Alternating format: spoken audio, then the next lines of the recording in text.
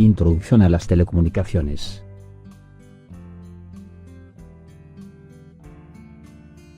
Por comunicación se entiende la conducción o transmisión de información de un lugar y un tiempo a otros.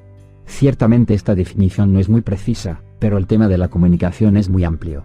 Puede, por ejemplo, significar cualquier cosa, desde una conferencia telefónica hasta el uso de gestos adecuados, énfasis y buena dicción en un discurso, desde una señal de humo hasta una transmisión por satélite.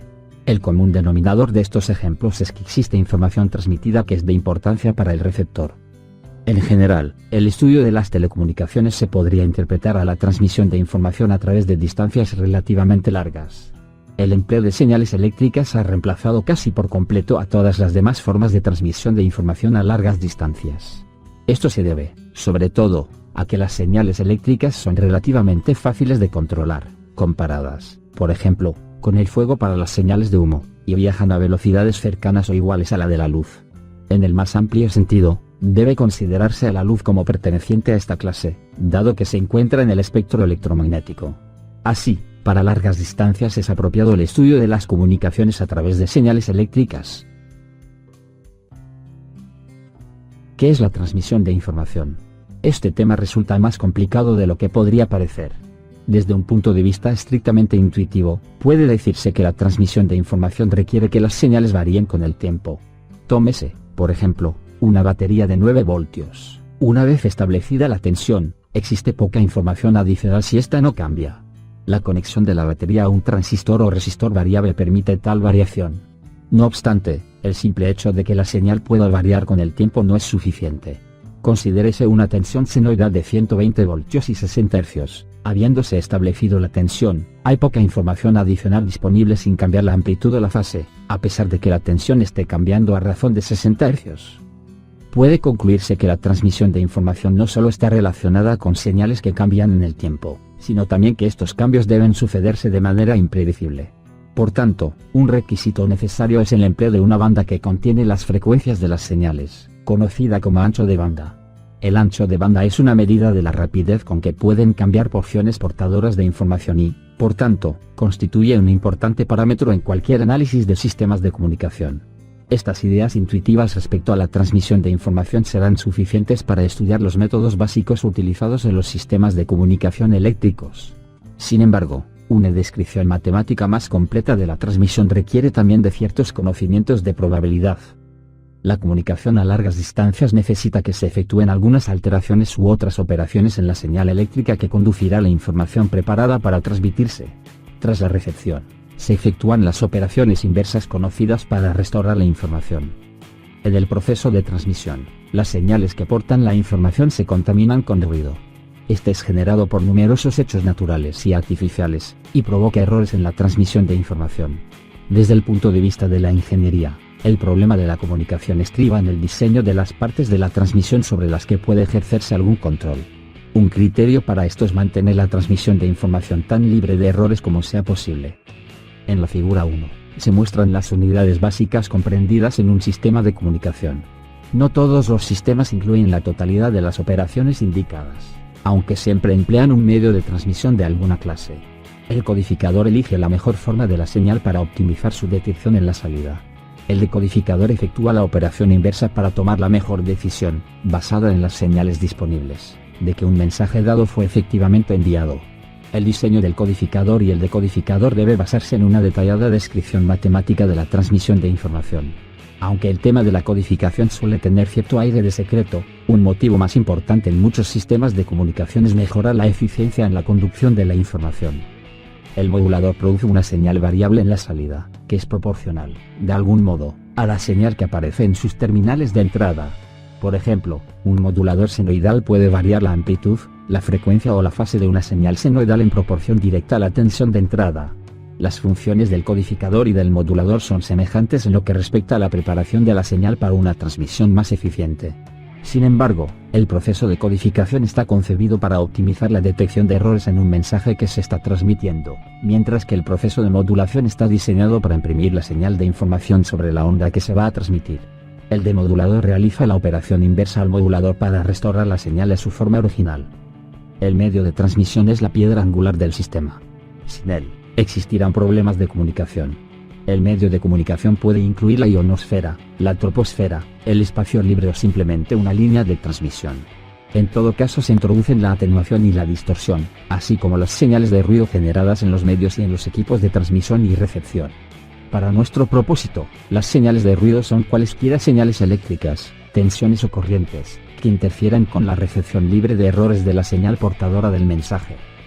Las líneas discontinuas de la figura 1 indican tres subsistemas básicos de un sistema de comunicación. El subsistema central restringe el flujo de información y se llama canal.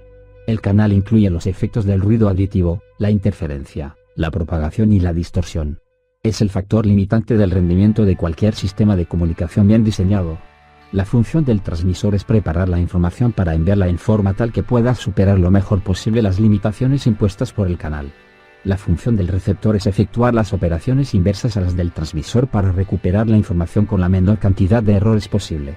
Nótese que, en sentido amplio, el transmisor y el receptor, en pareja, están diseñados de manera específica para combatir los efectos perniciosos del canal en la transmisión de información. El sistema de comunicación mostrado en la figura 1 es capaz de transmitir en un sentido y se denomina sistema de transmisión simplex. En muchos casos es deseable mantener una comunicación en dos sentidos o, al menos, poder devolver un mensaje a su origen para una posible verificación, comparación o control. Una manera de obtener esto es utilizar el mismo canal de manera alterna para transmitir en ambas direcciones, como se muestra en la figura 2. Este método se denomina semiduplex. Aunque la comunicación fluye en ambas direcciones, en un momento dado el flujo de información se realiza en un solo sentido. En la figura 3 se muestra un tercer tipo, el dúplex completo. En este, se obtiene comunicación simultánea en ambos sentidos.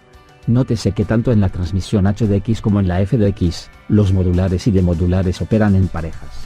Esta combinación de modulador y demodulador se llama modem, en los sistemas de transmisión de datos. También los codificadores y decodificadores trabajan en pares, dando así origen al término codec. Considérese ahora un canal en el que el único perjuicio a la transmisión proviene del ruido aditivo.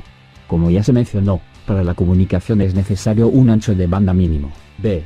Un ancho de banda mayor permitirá más interferencia del ruido con la transmisión de información, por lo que es importante mantener el ancho de banda de dicho canal tan reducido como sea posible. El ruido presente se caracteriza por su potencia media, N, y la señal transmitida por su potencia media, S. Si la potencia media del ruido es relativamente pequeña, la potencia de la señal no necesita ser muy grande para que el receptor determine qué información se está enviando. Por supuesto, también interesa la eficiencia y, por tanto, se intenta minimizar la potencia transmitida necesaria para conducir la información al usuario. Por el contrario, la potencia media de la señal debe ser relativamente grande cuando la potencia del ruido es grande. Así, se deduce que lo que importa es la razón entre la potencia media de la señal y la potencia media del ruido, y no las propias magnitudes de S, I, N. Esta razón, S sobre N, llamada razón señal a ruido, es un importante parámetro en la teoría y el diseño de sistemas de comunicación. Todos los sistemas de comunicación pueden juzgarse en términos de ancho de banda, razón señal a ruido y factores económicos. La razón señal a ruido incluye tanto la potencia transmitida como el criterio de desempeño, por lo que para algunos sistemas es más conveniente el concepto de compromisos de desempeño de 3 vías mostrado en la figura 4. Algunos de los compromisos de ancho de banda y razón señal a ruido se destacan en el siguiente análisis somero de sistemas digitales. Se supone, al menos de manera provisional, que los sistemas de comunicación son digitales y, específicamente, binarios. Supóngase, pues, que la información que se desea enviar en un momento dado puede caracterizarse por una muestra de entre n posibles entradas, todas con la misma probabilidad de ocurrencia. Por ejemplo, esta muestra podría ser uno de 256 niveles de tensión igualmente probables. Para enviar esta muestra usando un sistema binario, primero se genera una palabra digital compuesta por n símbolos binarios.